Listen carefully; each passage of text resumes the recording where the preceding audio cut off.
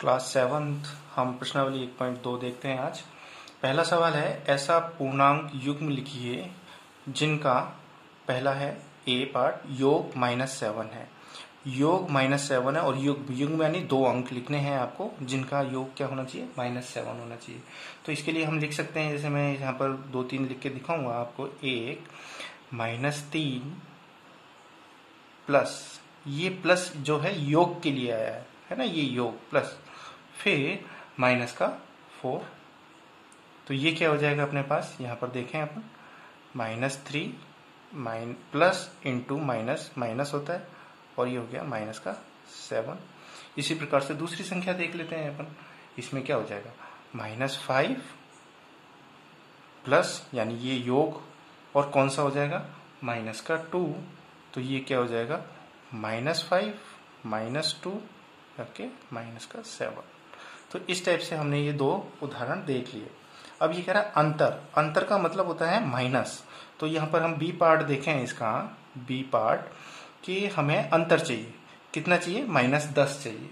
तो -10 के लिए हम क्या करेंगे, यहाँ पर अंतर है तो -20 माइनस, ये माइनस जो है ये अंतर के लिए है, फिर यहाँ पे -10 लिख दें अपन।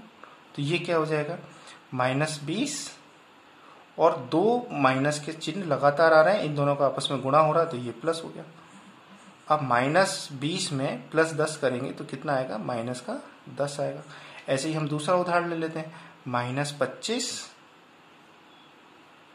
-15।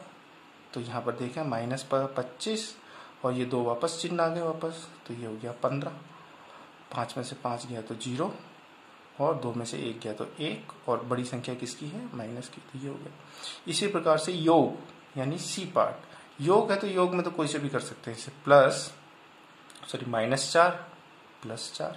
ये योग का जो चिन्ह है, ये यहाँ पे योग है ना, ये योग, तो ये भी 0 हो गया है ना। इसी प्रकार से हम यहाँ पे भी देख सकते हैं, -25 +25, तो ये भी क्या हो गया, 0 हो गया। तो इस तरह से हम बहुत सारे उदाहरण लेके देख सकते हैं। जरूरी नहीं है कि आंसर शीट के पीछे दे रखे हों जो अंक, वो यही टाइप से हों, है ना। अब यहाँ पर हम सवाल नंबर 2 लेते हैं। सवाल 2 का पहला पार्ट है, एक ऐसा ऋणात्मक पूर्णांक युग्म लिखिए। ऐसा ऋणात्मक पूर्णांक युग्म यानी दोनों ही संख्या क्या होनी चाहिए, ऋण में होनी चाहिए, यानी नेगेटिव होनी चाहिए, जिनका अंतर यानी कि माइनस, वो क्या होना चाहिए, 8 होना चाहिए। तो ऋणात्मक एक संख्या होगी और ऋणात्मक दूसरी भी कोई संख्या होगी, और उनका उत्तर कितना आना चाहिए, 8 आना चाहिए। अब यहाँ पर हम क्या देख सकते हैं, सबसे पहला उदाहरण ले लेते हैं, प्लस का 8 आना चाहिए, तो माइनस का 8 और माइनस का 16, ये दोनों ऋणात्मक हो गए, दोनों ऋणात्मक है, और अंतर का मतलब माइनस हो गया। तो ये माइनस का 8 और ये 2 माइनस चिन्ह आ रहे हैं, तो प्लस का 16 हो जाएगा। तो अब इन दोनों का अंतर कितना हो गया, प्लस का 8 हो गया आंसर। ऐसे ही हम दूसरा उदाहरण ले सकते हैं, दूसरा उदाहरण देख के देख सकते हैं अपन। जैसे यहाँ पे -7 ले लें अपन, -7 और यहाँ -15, ये दोनों ही ऋणात्मक है, तो -7 और ये 2 चिन्ह माइनस के हो गए, तो प्लस हो गया 15 में से 7 गए तो कितना बचा अपने पास, प्लस का 8 बचा अपने पास, है ना। तो इस तरह से हम आगे वाला सवाल देखते हैं। अब आगे दे रखा है कि एक ऋणात्मक पूर्णांक और एक धनात्मक पूर्णांक लिखिए जिनका योग -5 हो।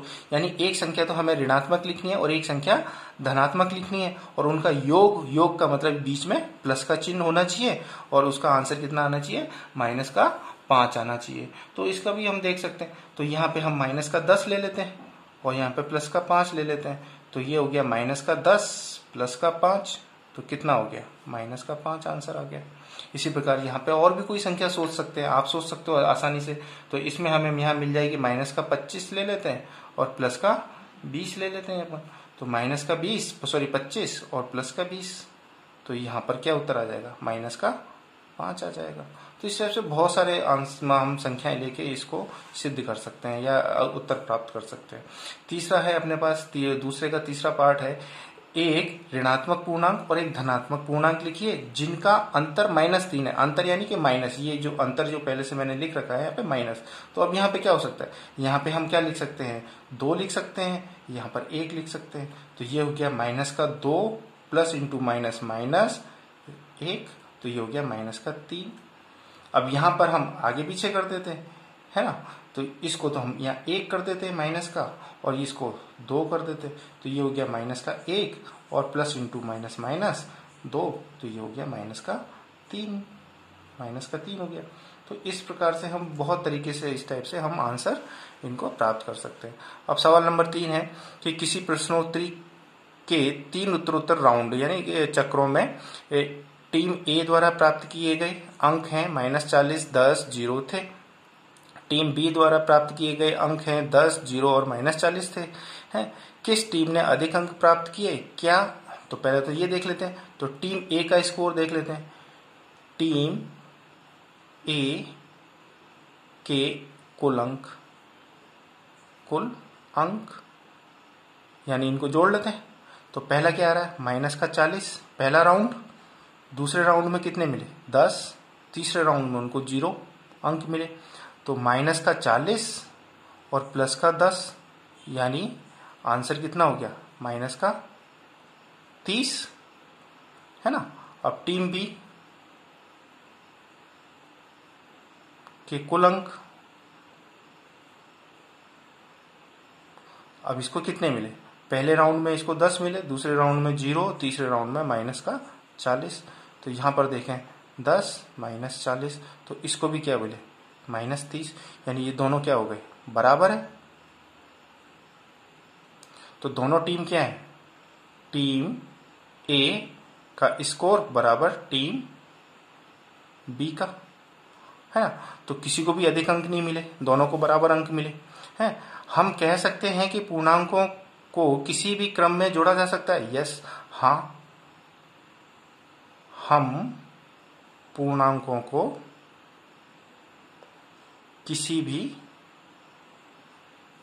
क्रम में जोड़ सकते हैं। समझ में आ गया।